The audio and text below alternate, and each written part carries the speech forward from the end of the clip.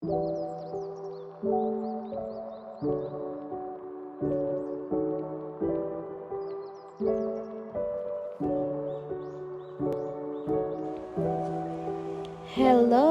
good day everyone. We are heading to Marilog Buddha at Nanan's Log House or Buddha Log House. Iba na po yung name niya ngayon, Buddha Log House na po.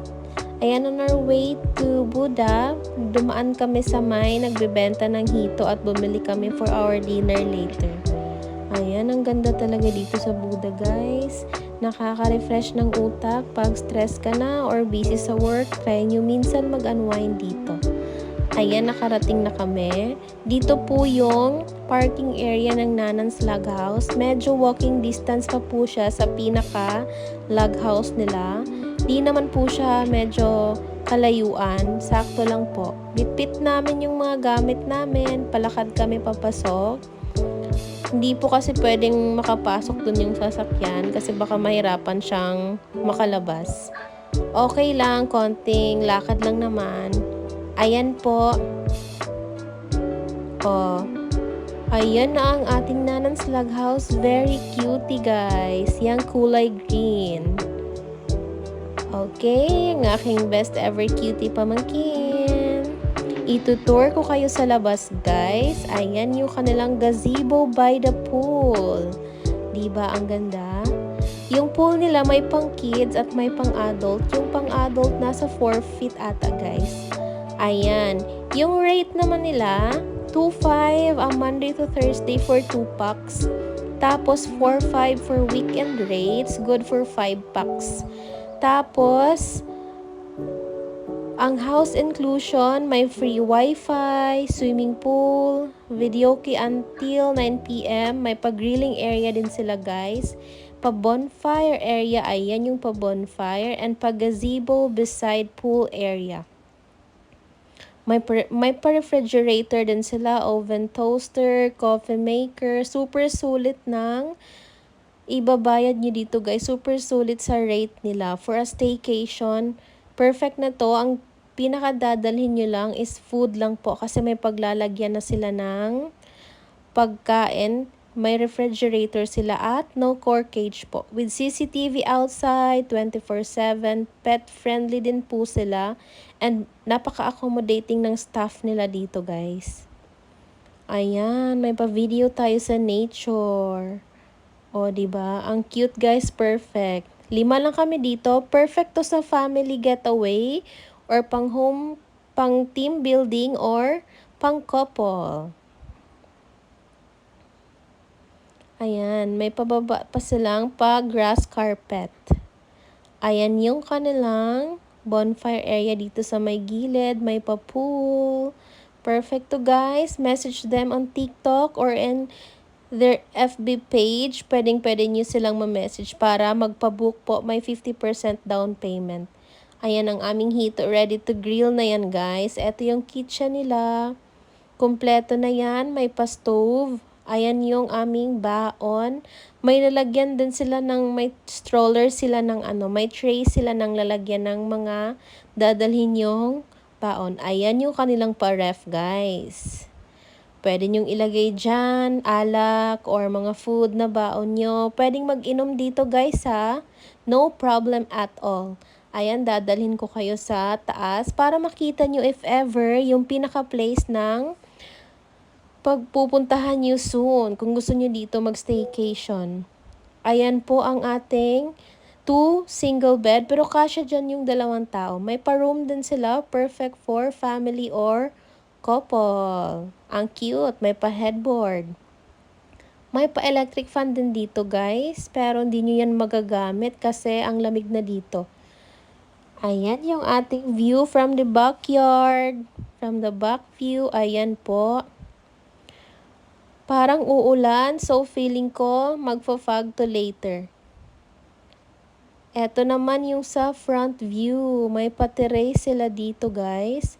And may pa-rocking chair. Ayan yung ating view dito sa taas sa my front view.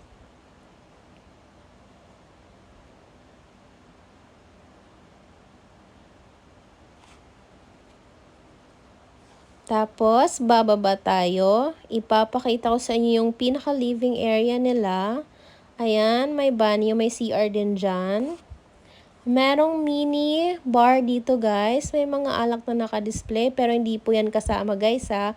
Pwede kayong magdala ng alak. Pwede kayong mag-inom dito. Pwede. Ayan, may pa-coffee maker, may pa-microwave, may pa-coffee nook, may pa-sungka. Dito ang spacious at napaka-aesthetic ng vibe dito guys. Ayan, napaka-spacious. Pwede kayong magdagdag ng foam if ever marami kayo. It can accommodate to 20 to 25 packs guys. Napaka-spacious ng log house na to.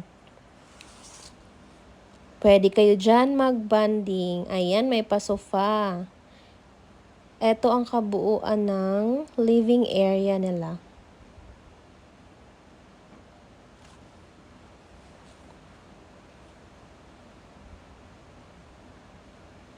Ayan, dito sa may labas, sa may videoke area nila, o diba ang cute?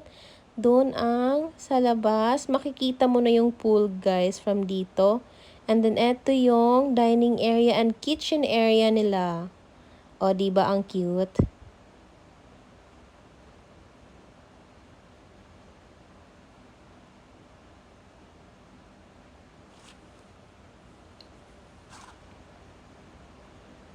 Hello! Ayan, naligo na siya. Dead ma siya sa lamig. 4 feet lang po yung pool natin, guys, sa pang-adult.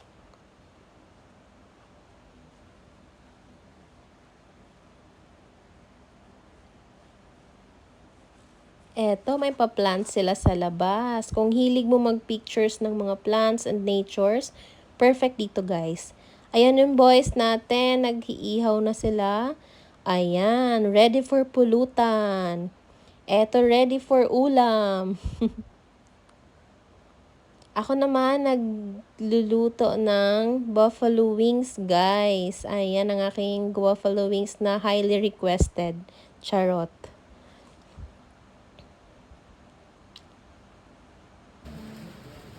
Ayan, umulan talaga, guys. May pakape tayo dito na side. May pa-emote tayo kasi maganda ang view. Ayan ang aming ulam for our dinner. May pakinilaw, buffalo wings, and yung inihaw na pork natin. Ayan guys. Maganda sana dito may sabaw pero hindi na. Ayan, pa-videoke na tayo. Malamig na sa labas guys kaya pumasok na kami. Nagpa-fog na kasi sa labas. Videoke na lang dito while konting shot. Ito yung ating night view. Ang ganda ng pailaw nila guys. Pakinggan nyo yung quiet and napaka-peaceful ng ambience. Pakinggan nyo guys, diba? Nakaka-relax ng utak. Try nyo to once in a while. Ayan. Oh, ang ganda ng night view dito.